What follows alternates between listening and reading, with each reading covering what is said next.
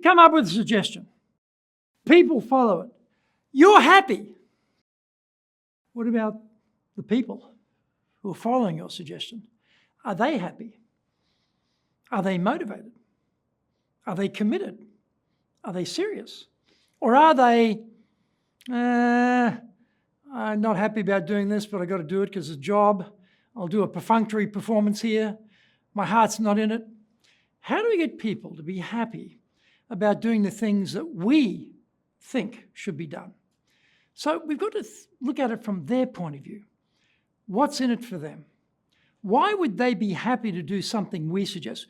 Where do they see the benefit to themselves? Saving time, get a better budget going, make the whole thing smoother, more promotion capacity for them.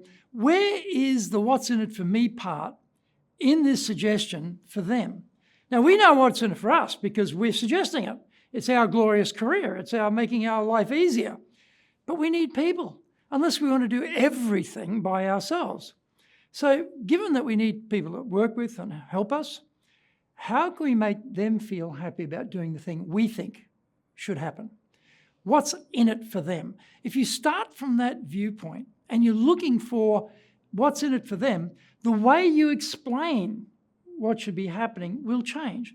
The way you emphasize the outcomes will change. And what they're hearing is, well, that sounds like it's a benefit to me. And I think that's good for me. And therefore, they will be motivated to do it with you and help you. Very, very simple in a way, but also very hard in a way.